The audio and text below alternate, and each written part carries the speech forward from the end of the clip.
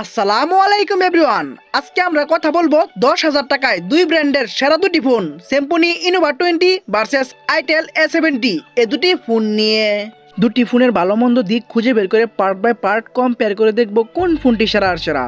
আপনারা দেখছেন আপনাদের প্রিয় চ্যানেল আকিকুলের রিয়া, সাথে আছে আমি আকিকুল। চ্যানেলটা সাবস্ক্রাইব করে চলুন কম্পেয়ার শুরু করা যাক। Compare start. প্রথমে আমরা কথা বলবো ফোনগুলোর ডিজাইন নিয়ে। ডিজাইনে স্যামসুং ফোনটিতে গ্লাস ফন্ট, প্লাস্টিক ফ্রেম এবং প্লাস্টিক ব্যাগ ইউজ করা হয়েছে এবং ফোনটির থিকনেস হচ্ছে 8.8 মিলিমিটার। ফোনটি dual nano SIM 2G 3G 4G supported.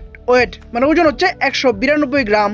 অন্যদিকে ডিজাইনে আইটেল ফোনটিতেও গ্লাস ফন্ট, প্লাস্টিক ফ্রেম এবং প্লাস্টিক ব্যাগ ইউজ করা হয়েছে এবং এই ফোনটির থিকনেস হচ্ছে 8.6 মিলিমিটার। এই ফোনটিও dual nano SIM 2G 3G 4G সাপোর্টেড। ওয়েট মানে ওজন হচ্ছে 190 গ্রাম। ডিজাইনে তুলনামূলকভাবে দুইটা ফোনই মোটামুটি সেম টাইপের কাজ করেছে, তাই আমরা ডিজাইনে দুইটা ফোনকে সেম জায়গায় রাখবো। তাই দুইটা ফোনকে দিচ্ছি 8 পয়েন্ট। ডিজাইনে কেউ কার থেকে এগিয়ে গেল না, কেউ কার থেকে পিছিয়ে গেল না, দুইটা ফোনই সেম জায়গায় থাকলো। চলে আসা যাক ডিসপ্লেতে। কথা বলা যাক ফোনগুলোর ডিসপ্লে নিয়ে। ডিসপ্লে হিসাবে স্যামসুং ফোনটিতে ইউজ করা হয়েছে 6.52 ইঞ্চির HD+ IPS LCD 500 একটি ডিসপ্লে এবং ডিসপ্লেটি 16.7 মিলিয়ন কালার সাপোর্টেড। রেজুলেশন হচ্ছে 720x1600 পিক্সেল, 269 হচ্ছে PPI density, screen and body ratio হচ্ছে 82%, ব্রাইটনেস হিসাবে থাকছে 500 নিটস এবং রিফ্রেশ রেট হিসাবে থাকছে 90 হার্জ। অন্যদিকে ডিসপ্লে হিসাবে আইটেল ফোনটিতে ইউজ করা হয়েছে 6.6 ইঞ্চির HD+ IPS LCD B-Type notch একটি ডিসপ্লে, যা এখনকার সময়ে একদমই মানানসই না, এখনকার সময়ে 500 যুগ। তবে এই ডিসপ্লেটি 16 মিলিয়ন কালার সাপোর্টেড। রেজুলেশন হচ্ছে 720x1612 পিক্সেল, 266 হচ্ছে PPI density, screen and body ratio হচ্ছে 84.6%, ব্রাইটনেস হিসাবে থাকছে 500 নিটস এবং রিফ্রেশ রেট হিসাবে থাকছে রেগুলার রিফ্রেশ রেট 60 হার্জ। ডিসপ্লেতে অবশ্যই এগিয়ে থাকবে স্যামসুং, কারণ স্যামসুং ফোনটিতে 500 ডিসপ্লে ইউজ করা হয়েছে এবং 90 হার্জের রিফ্রেশ রেট ইউজ করা হয়েছে, তাই আমরা ডিসপ্লেতে স্যামসুংকে দিচ্ছি 8 পয়েন্ট আর অন্যদিকে আইটেলকে দিচ্ছি 6.5 পয়েন্ট। ডিসপ্লেতে তুলনামূলকভাবে ভালো কাজ করে এগিয়ে গেল স্যামসুং আর পিছিয়ে থাকলো আইটেল ফোনটি। এখন আমরা কথা বলবো ফোনগুলোর ক্যামেরা নিয়ে। প্রথমে আমরা রিয়ার ক্যামেরা নিয়ে কথা বলি। রিয়ার ক্যামেরায় স্যামসুং ফোনটিতে ট্রিপল ক্যামেরা সেটআপ দেওয়া হয়েছে। মেইন শুটার হচ্ছে 52 মানে হচ্ছে 52 মেগাপিক্সেল এবং সাথে 2 মেগাপিক্সেল ডেপথ সেন্সর এবং একটি এআই লেন্স ইউজ করা হয়েছে এবং এখানে ভিডিও করা যাবে 1080 30 FPS এ। অন্যদিকে রিয়ার ক্যামেরায় আইটেল ফোনটিতে ডুয়াল ক্যামেরা সেটআপ দেওয়া হয়েছে। মেইন শুটার হচ্ছে 13 মানে হচ্ছে 13 মেগাপিক্সেল এবং সাথে একটি এআই লেন্স ইউজ করা হয়েছে এবং এখানেও ভিডিও করা যাবে 1080 30 FPS এ। রিয়ার ক্যামেরাতেও অবশ্যই এগিয়ে থাকবে স্যামসুং, কারণ স্যামসুং ফোনটিতে ট্রিপল ক্যামেরা সেটআপ সহ মেইন শুটারটা অনেক বড় সড়ো ইউজ করা হয়েছে, তাই আমরা রিয়ার ক্যামেরায় স্যামসুংকে দিচ্ছি 8.5 পয়েন্ট আর অন্যদিকে আইটেলকে দিচ্ছি 7 পয়েন্ট। রিয়ার ক্যামেরায় তুলনামূলকভাবে ভালো কাজ করে এগিয়ে গেল স্যামসুং আর পিছিয়ে থাকলো আইটেল ফোনটি। চলে আসা যাক ফ্রন্ট ক্যামেরায়। কথা বলা যাক ফোনগুলোর ফ্রন্ট ক্যামেরা নিয়ে। ফ্রন্ট ক্যামেরায় দুইটা ফোনে একদমই সেম টাইপের কাজ করা হয়েছে। দুইটা ফোনে ইউজ করা হয়েছে 8 মেগাপিক্সেল ক্যামেরা এবং দুইটা ফোনে ভিডিও করা যাবে 1080 30 FPS এ। ফ্রন্ট ক্যামেরায় দুইটা ফোন একদমই সেম টাইপের কাজ করে, আমরা দুইটা ফোনকে সেম জায়গায় রাখবো, তাই দুইটা ফোনকে দিচ্ছি 8 পয়েন্ট। ফ্রন্ট ক্যামেরায় কেউ কার থেকে এগিয়ে গেল না, কেউ কার থেকে পিছিয়ে গেল না, দুইটা ফোনই সেম জায়গায় থাকলো। এখন আমরা কথা বলবো ফোনের একটি গুরুত্বপূর্ণ বিষয়, র্যাম, স্টোরেজ এবং প্রাইস নিয়ে।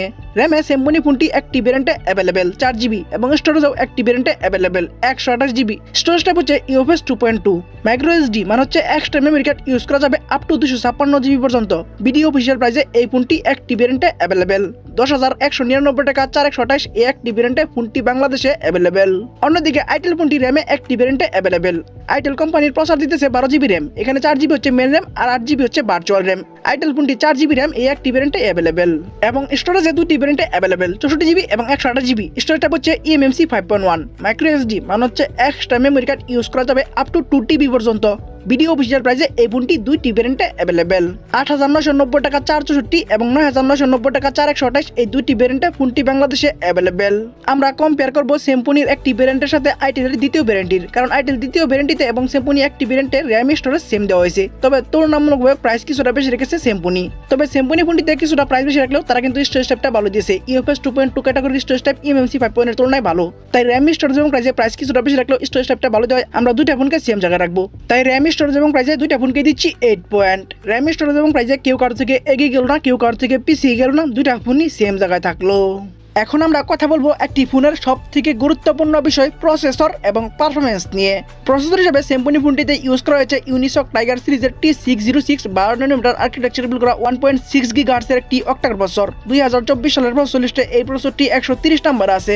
এই প্রসেসরটির আনরোড স্কোর হচ্ছে 2,39,000 প্লাস এবং গিগ বেঞ্চ স্কোর হচ্ছে সিঙ্গেল করে 371 এবং মাল্টি করে 1388। অ্যান্ড্রয়েড ভার্সন হিসেবে থাকছে 13।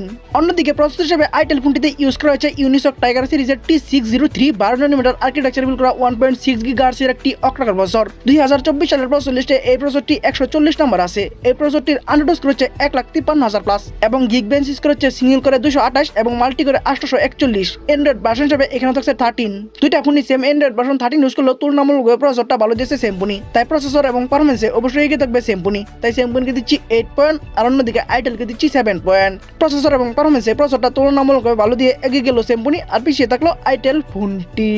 চলে আসা যাক ব্যাটারিতে। কথা বলা যাক ফোনগুলোর ব্যাটারি নিয়ে। ব্যাটারি হিসেবে স্যামসুং ফোনটিতে ইউজ করা হয়েছে 5000 mAh এর ব্যাটারি এবং ফাস্ট চার্জিং হিসেবে থাকছে 18 মানে হচ্ছে 18 ওয়াট এবং টাইপ সি ইউজ করা হয়েছে, যা খুবই ভালো একটি দিক। অন্যদিকে ব্যাটারি হিসেবে আইটেল ফোনটিতে ইউজ করা হয়েছে 5000 mAh এর ব্যাটারি, তবে ফাস্ট চার্জিং হিসেবে থাকছে 10 মানে হচ্ছে 10 ওয়াট এবং এখানেও টাইপ সি ইউজ করা হয়েছে। দুইটা ফোনই সেম 5000 mAh এর ব্যাটারি ইউজ করলেও ফাস্ট চার্জিং বেশি দিয়ে অবশ্যই কি থাকবে স্যামসুং। তাই স্যামসুংকে দিচ্ছি 8 পয়েন্ট আর অন্যদিকে আইটেলকে দিচ্ছি 7 পয়েন্ট। ব্যাটারিতে তুলনামূলকভাবে ভালো কাজ করে ফাস্ট চার্জিং বেশি দিয়ে এগিয়ে গেল স্যামসুং আর পিছিয়ে থাকলো আইটেল ফোনটি। এখন আমরা কথা বলবো ফোনগুলোর সাউন্ড নিয়ে। সাউন্ডে স্যামসুং ফোনটিতে আমরা 3.5mm জ্যাক পাচ্ছি এবং লাউড স্পিকার পাচ্ছি এবং এখানে আমরা নয়েজ ক্যান্সেলেশন মাইক পাচ্ছি, কিন্তু স্টেরিও স্পিকার বা ডুয়াল স্পিকার পাচ্ছি না। অন্যদিকে সাউন্ডে আইটেল ফোনটিতে আমরা 3.5mm জ্যাক পাচ্ছি এবং লাউড স্পিকার পাচ্ছি, তবে এখানে আমরা নয়েজ ক্যান্সেলেশন মাইক পাচ্ছি না এবং স্টেরিও স্পিকার বা ডুয়াল স্পিকারও পাচ্ছি না। সাউন্ডের নয়েজ ক্যান্সেলেশন মাইক বেশি ইউজ করে অবশ্যই কিছুটা এগিয়ে থাকবে স্যামসুং। তাই স্যামসুংকে দিচ্ছি 8.5 পয়েন্ট আর অন্যদিকে আইটেলকে দিচ্ছি 8 পয়েন্ট। সাউন্ডের তুলনামূলকভাবে ভালো কাজ করে এগিয়ে গেল স্যামসুং আর পিছিয়ে থাকলো আইটেল ফোনটি। চলে আসা যাক সেন্সরে। কথা বলা যাক ফোনগুলোর সেন্সর নিয়ে। সেন্সরে স্যামসুং ফোনটিতে ইউজ করা হচ্ছে সাইড মাউন্টেড ফিঙ্গারপ্রিন্ট, তবে এখানে আমরা জাইরোস্কোপ সেন্সরটি পাচ্ছি না। অন্যদিকে সেন্সরে আইটেল ফোনটিতে ইউজ করা হচ্ছে সাইড মাউন্টেড ফিঙ্গারপ্রিন্ট, তবে এখানে আমরা জাইরোস্কোপ সেন্সরটি পাচ্ছি। সেন্সরে জাইরোস্কোপ সেন্সর বেশি ইউজ করে অবশ্যই এগিয়ে থাকবে আইটেল, তাই আইটেলকে দিচ্ছি 8.5 পয়েন্ট আর অন্যদিকে স্যামসুংকে দিচ্ছি 8 পয়েন্ট। সেন্সরের তুলনামূলকভাবে ভালো কাজ করে এগিয়ে গেল আইটেল আর পিছিয়ে থাকলো স্যামসুং ফোনটি। আমরা ভিডিওর শেষের দিকে চলে এসেছি। শেষের দিকে যা হয় তা হচ্ছে রেজাল্ট নিয়ে কথা বলতে হয়। রেজাল্ট থেকে বোঝা যায় কে এগিয়ে গেল কে পিছিয়ে গেল। তো চলুন এখন আমরা ফোনগুলো রেজাল্ট নিয়ে কথা বলি। প্রথমে আমরা স্যামসুং ইনোভা 20 এই ফোনটির রেজাল্ট নিয়ে কথা বলি। এই ফোনটি ডিজাইন পাচ্ছে 8 ডিসপ্লেতে 8 rear camera 8.5 front camera 8 RAM storage প্রাইসে 8 প্রসেসরে 8 ব্যাটারিতে 8 সাউন্ডে 8.5 সেন্সরে 8 ওভারঅল মাই পয়েন্ট আমি তাদেরকে দিচ্ছি 8 পয়েন্ট। অন্যদিকে আইটেল A70 এই ফোনটির রেজাল্ট হলো ডিজাইন পাচ্ছে 8 ডিসপ্লেতে 6.5 rear camera 7 front camera 8 RAM storage প্রাইসে 8 প্রসেসরে 7 ব্যাটারিতে 7 সাউন্ডে 8 সেন্সরে 8.5 ওভারঅল মাই পয়েন্ট আমি তাদেরকে দিচ্ছি 7 পয়েন্ট। ওভারঅল মাই পয়েন্টে স্যামসুংকে এগিয়ে রাখার কারণ হচ্ছে স্যামসুং ফোনটি তুলনামূলকভাবে ভালো কাজ করেছে। তো চলুন এখন আমরা মেন রেজাল্ট মানে হচ্ছে টোটাল পয়েন্ট নিয়ে কথা বলা যাক। টোটাল পয়েন্টে আইটেল A70 এই ফোনটি টোটাল পাচ্ছে 75 মানে হচ্ছে 75 পয়েন্ট। অন্যদিকে স্যামসুং ইনোভা 20 এই ফোনটি আইটেলের থেকে 6 পয়েন্ট বেশি পেয়ে 81 মানে হচ্ছে 81 পয়েন্ট পেয়ে আজকের না সারা করে দিল স্যামসুং ইনোভা 20 এই ফোনটি। আপনাদের কারো বাজেট 10,000 টাকা হলে আপনারা স্যামসুং ইনোভা 20 এই ফোনটি চয়েস করতে পারেন। ফোনটি প্রাইস অনুযায়ী মোটামুটি ভালোই কাজ করেছে এবং আইটেল A70 এর তুলনায় ভালো কাজ করে আজকের হলো স্যামসুং ইনোভা 20 এই ফোনটি। তো বন্ধুরা ভিডিওটি কেমন লাগলো, ভালো লাগলে একটি লাইক দিয়ে কমেন্টস করবেন, ফেসবুক পেজে ফলো দিবেন, ইউটিউব চ্যানেলে সাবস্ক্রাইব করে পাশে থাকা বেল আইকনটি অন করে দিবেন এবং পরবর্তী ভিডিও দেখার জন্য আমন্ত্রণ জানিয়ে এখনকার মতো বিদায়। আল্লাহ হাফেজ।